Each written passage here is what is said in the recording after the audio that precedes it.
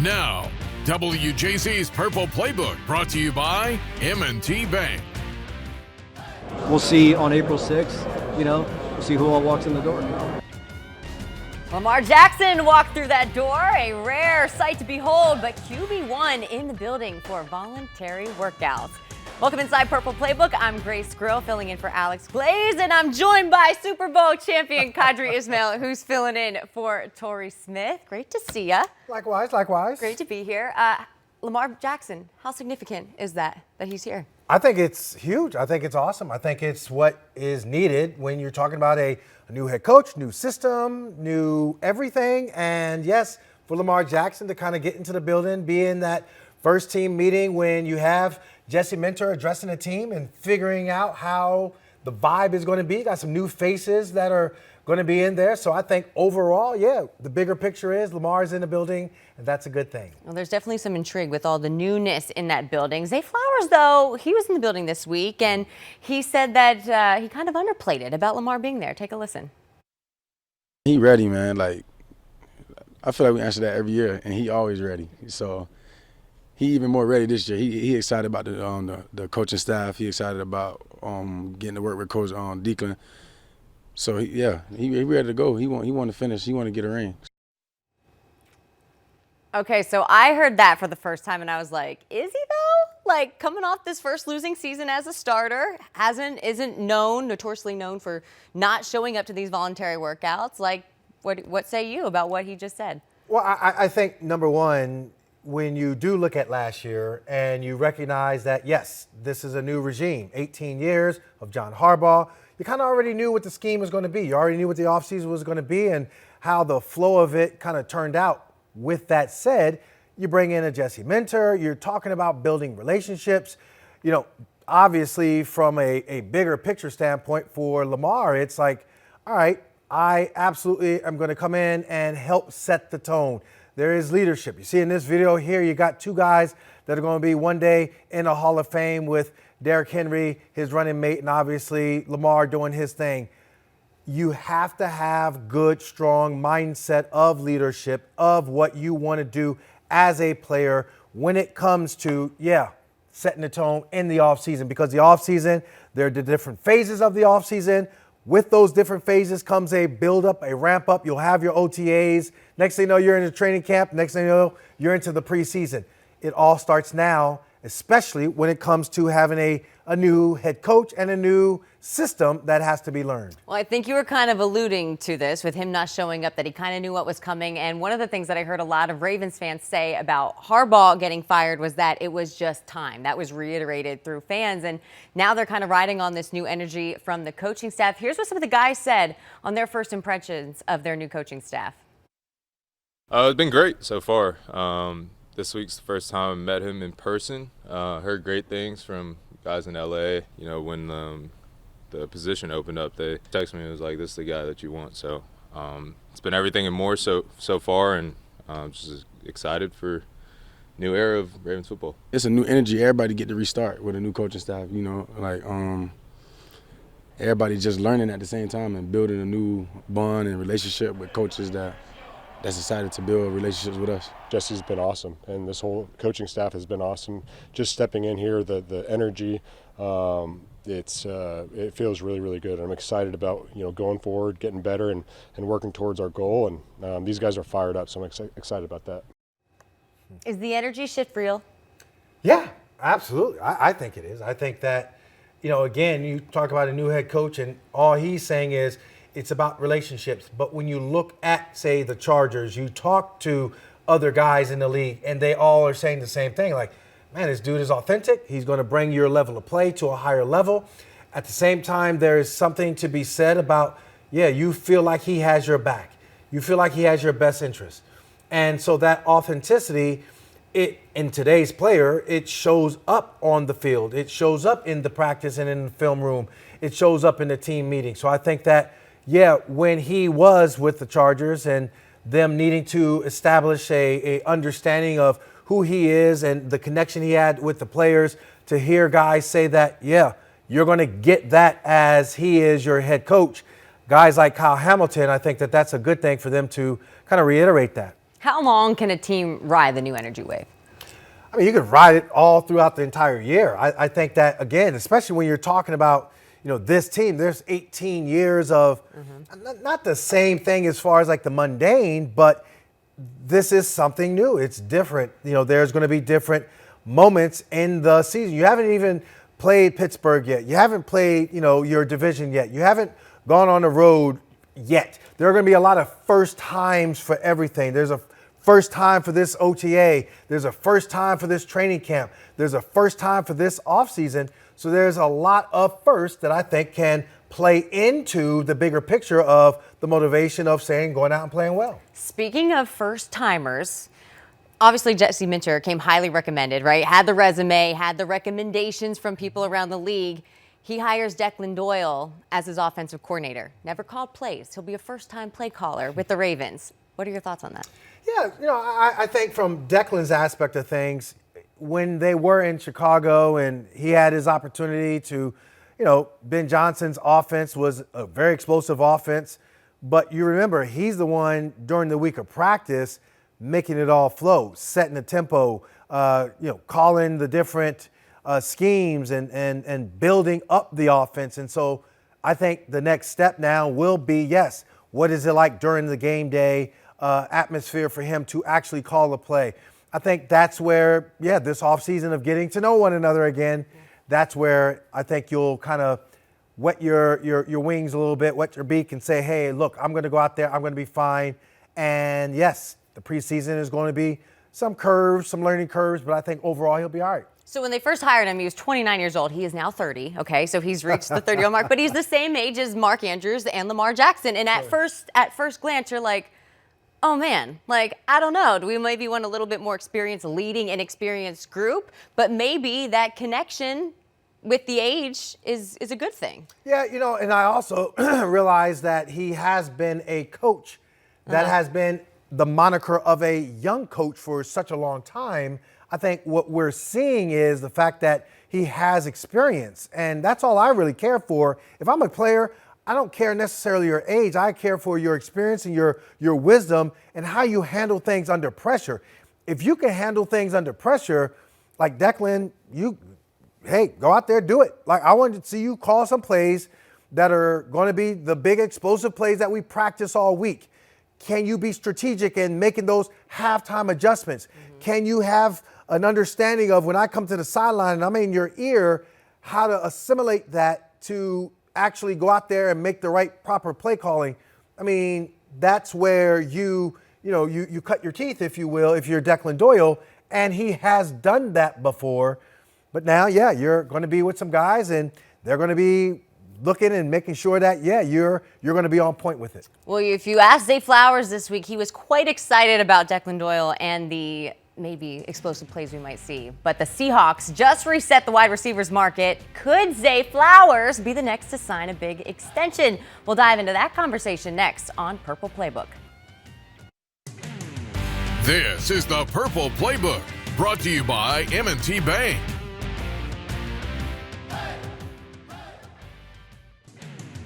The Winning Prognosis, brought to you by LifeBridge Health. Care bravely.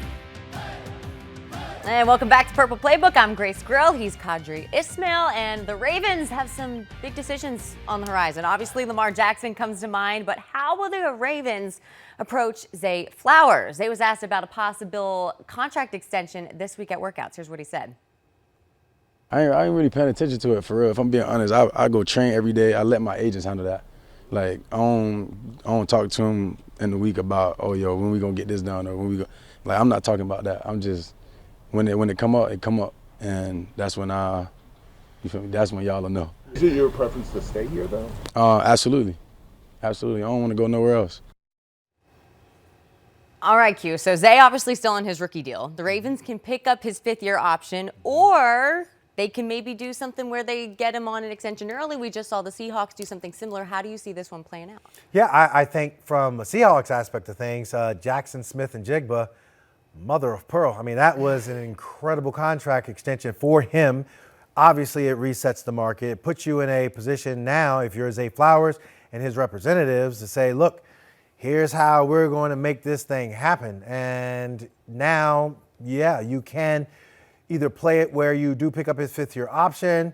That's a significant upgrade, if you will, for Zay Flowers. And then you have, obviously, the franchise tag that if it does get to a point where you're like, we can't necessarily work out a deal, you could also go that route too. So there's some options there. But bottom line is, Zay is your number one guy. I mean, he's produced since he has been drafted. He's coming off his second Pro Bowl appearance. And for Zay, I think he's very much deserving of the bag that he's about to get.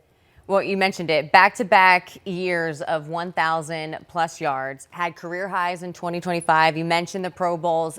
I was reading about some of the numbers, though.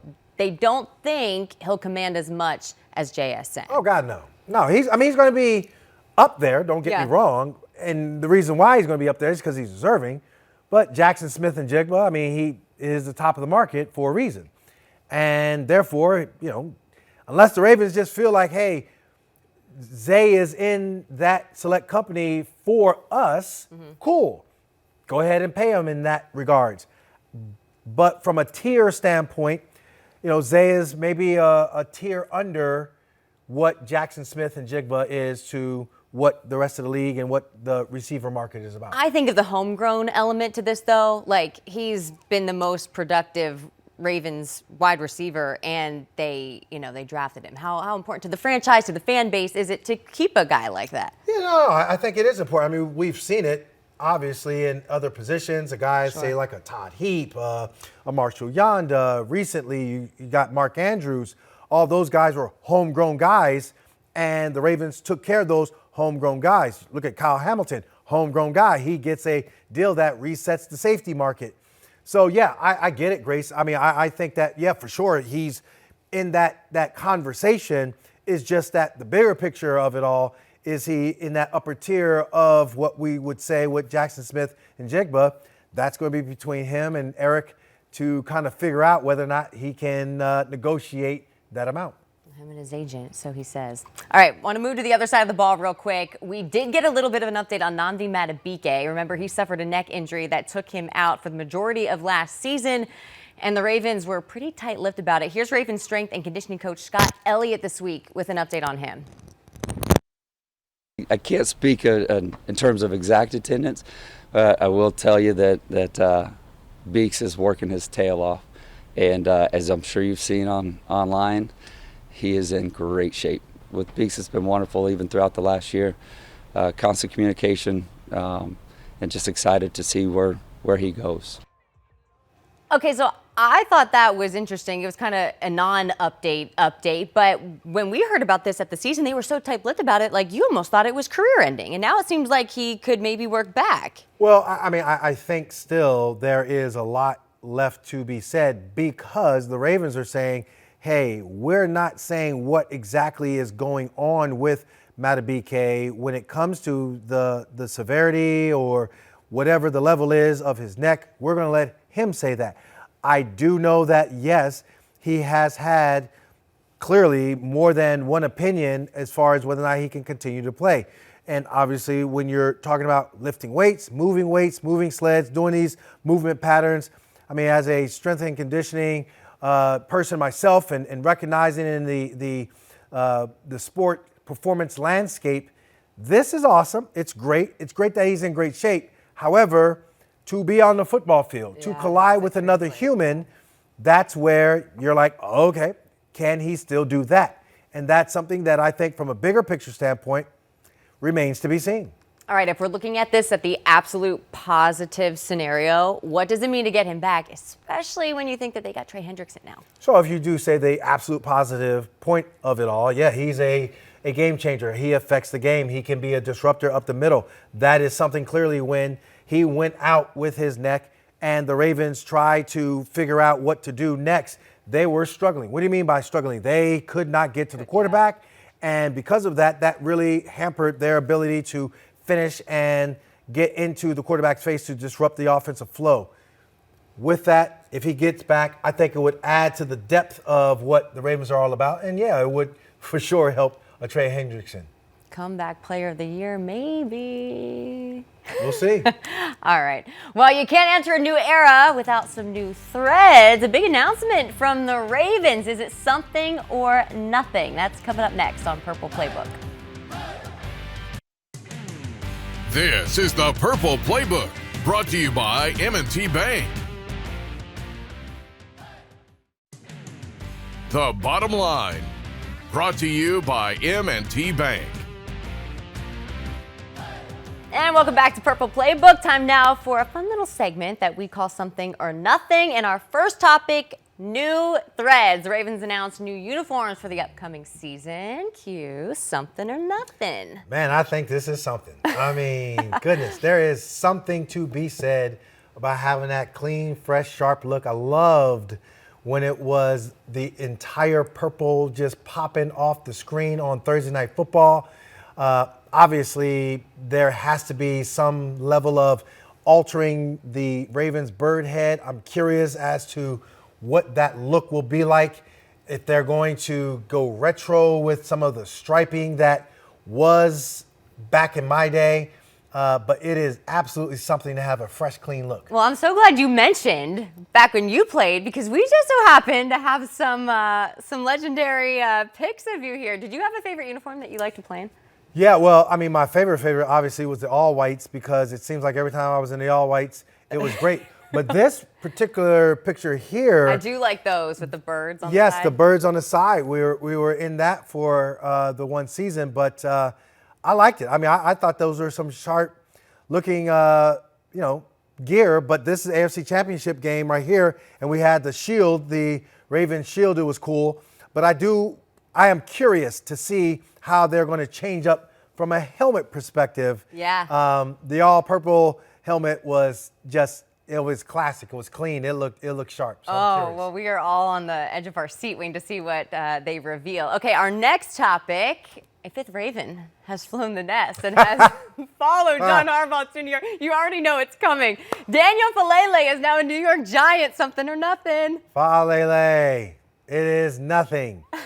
All righty. I mean, listen. I knew this was coming with like you. Roly-poly-oly is no longer in the building, okay? Oh, geez. When it comes to blocking, but yet somehow not blocking, we are being generous right now, showing some highlights of him that actually he was doing something and blocking. Because when there was some one-on-one last year, he was non-existent. And homeboy sometimes would be blocking air, and the air would win. He would literally be falling down on the ground from the air. So, with that, we wish him well in New York. I hope the Giants just somehow figure out how to help him, because right now, I know the Commanders, I know the Eagles, and I know the Cowboys, they're going to be sitting there like, yes! D lineman, we are about to feast and have some love at the quarterback spot and get our stats up. That was an all-timer from you, and the air one. Jot that one down. That one was good. All right, moving on to our next topic. The Colts signed a tight end, Carson Tout. I know him as number 33, center forward for the Fighting Irish basketball team, but the guy's never played football before. Something or nothing. Oh, he's going to have a rude awakening. Let's just be real on this. If you've never played I don't know. before, he was tough on the hardwood. You can be tough on the hardwood all you want, but the problem is that that's a contact sport. This is a collision sport. So maybe they are trying to figure out, like, hey, he's big and he can go up and catch and all that. But Tony Gonzalez, it took him a minute to kind of refine and redefine his game. He did a great job of it. There's some other guys that have played the position of tight end that, Antonio Gates come to mind as far as even playing basketball too. But I think this is about nothing. But good luck. I'm excited to see what he can do. And, ooh, yeah. I know. I'm waiting for the Marcus Freeman to be like, well, wait, we could have signed him too. We could have had him play dual sport. Could have, would have, should, but you didn't. All right. Well, that will do it for Something or Nothing. We got to take a quick break, but we will wrap up the show when we come back. Lock and air. This is the Purple Playbook, brought to you by M&T Bank. Now, WJZ's Purple Playbook, brought to you by M&T Bank.